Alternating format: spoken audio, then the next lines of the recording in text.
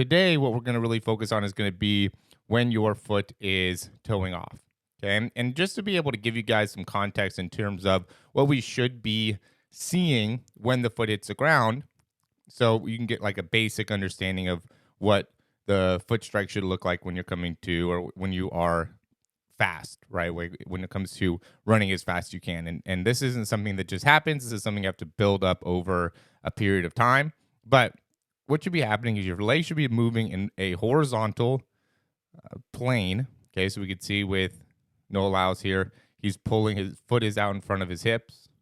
At this stage, he's pulling his foot back as simultaneously propelling his hips forward. I don't know if he is psychologically doing this or if this is just something that's happening kind of naturally based off of some of the things that he did in like his start or in his drive phase, but he has gotten to the point where now he is creating this horizontal action within his leg, pulling that foot back, bringing the hips through.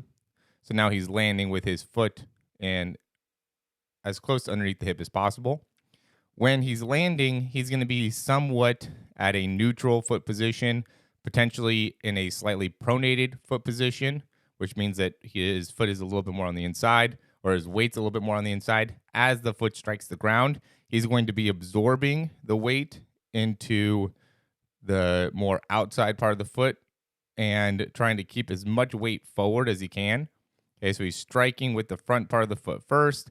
As the weight is absorbing, he's going to maybe shift some of the weight back. He doesn't want to get too much weight back because immediately you can see how fast this heel is already up as he's passing the foot through. So, this is all happening very fast. I'm looking at a few hundredths of a second here, obviously, in terms of time.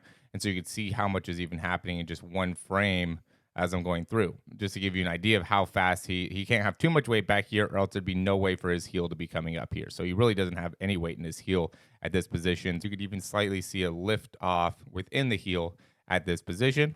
Okay, so then as fast as we can, we want to start the process of getting our weight to the inside part of the foot and front part of the foot.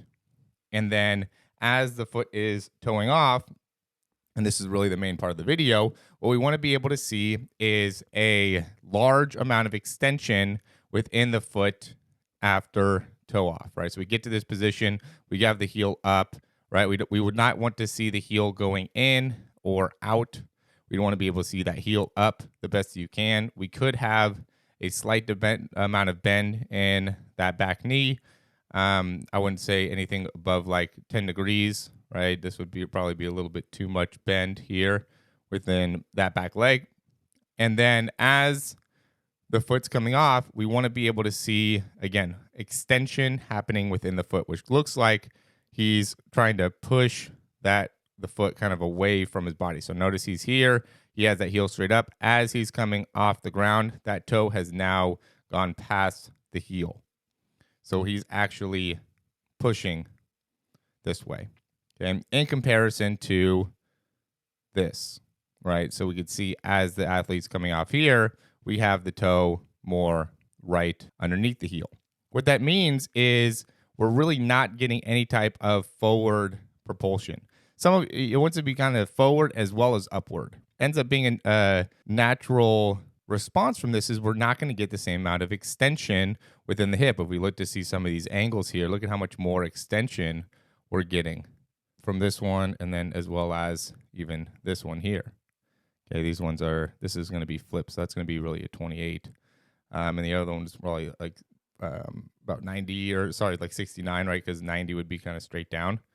And so what we want to be able to see, again, is going to be more of these types of angles within the hip. I mean, you could look at it and you could tell that we're not getting the same amount of extension, right? And the reason is because of how the foot is striking the ground. So as we're getting our foot coming through and getting loaded, we want to be able to get a large amount of height within the foot. And also we want to be able to get the toe to be facing straight up the best that we can. Okay, so you can see how he's getting that toe to be able to come up. And then as we're pulling, we want to be pulling back so we're landing as much on the front part of the foot as we can, not on like the heel. Okay, and we want that action to be a horizontal action. Notice how the foot is striking the ground here vertically, right? How we know we're striking the ground vertically is because the action of the foot is here. Okay, is going more straight down into the ground, which makes it so now the absorption is going to be more onto the heel. It's going to take longer for the weight to be able to shift forward. He does a pretty good job of being able to get the weight back forward and get his heel up, though. And then now we want to be able to see a full push off. He's got better extension on this left side. A full push off, which means that that toe is really getting behind the heel as we're pushing off. Look at how good he does it of being able to really push his foot back there to create that full extension within the hip, within the ankle to help yourself propel forward. I've seen this and some athletes have been trying to teach them how to be able to do this a little bit more effectively when it comes to being able to toe off, right? And being able to push off. Because what you don't want to end up doing is you don't want to push off so much that you end up getting stuck with your foot back behind. It's important to be able to do this with control where you're not getting your foot so far behind you that you don't have the ability to get a good fast knee bend and then cycle your leg right back up and through. Okay, so you want to be able to train yourself to do this where you're extending within the foot and also maintaining a fast knee bend. Okay, we've talked about that in the past. Okay, this knee needs to bend quickly to make it so now we can get the heel to be able to come up towards your butt, but that needs to happen very quickly so then we have the timing to be able to get that knee back up and through and then foot up and through so then we can strike back down on the ground. All this stuff has to happen very quickly. We don't have time to be stuck with our foot back behind too much because now we're going to end up losing our foot strike for the next one. And that's where you see people fall over. The classic meme is Daniel Jones falling over, right? That's kind of that same type of action. He's pushing off so much, but not getting his knees back up and through and feet back and through so then he can maintain a good foot strike. Okay, so we have to be able to have both a great foot strike as well as a great push off in order for you to fully maximize your speed. So this is just, again, another part of many parts within your sprinting that can be improved. It needs to be improved. It needs to be emphasized and potentially looked at and understood in order for you to be able to maximize your speed. Okay, so there's a lot of parts of this that end up being important. And as if you watch my videos before, you watch this channel, you follow this channel, you know that I'm big into how you're striking the ground, what you're doing when you're striking the ground, and being able to get a great understanding of how to use your foot, how to use your ankle, having great balance and stability, and really building that in a program to make it so you could really see significant gains within your sprinting over a period of time.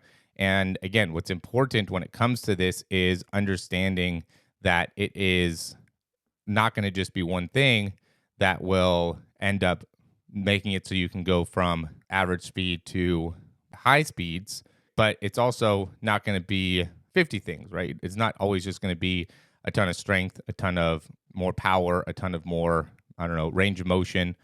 A lot of it ends up going into some of the specifics within your technique and really honing in on some of the habits that you have within your technique and really being able to control those more effectively. That is going to be able to really have the most significant impact on your sprinting long term. So as always, guys, if you like the information, click that thumbs up down below, subscribe to the channel. If you have any questions or comments, you can leave those down below. I think this could be a very, very helpful video for people if they are able to use it correctly. As always, if you have questions, leave those down below. I mean, this information is just in a long line of information that I think can be beneficial when it comes to building your speed and understanding how to build your speed and doing it in an effective and efficient way. And that's really the goal of this channel, is make it so you have the power and the opportunity to be able to make it so you can get faster and have the education and information necessary for you to be able to get faster without really needing anyone. And that's going to be the continual goal of what I'm going to be doing at the Performance Lab, is really just providing the information that you need to be able to get fast on your own. And so, again, like, subscribe. Thanks for watching. We'll talk to you soon.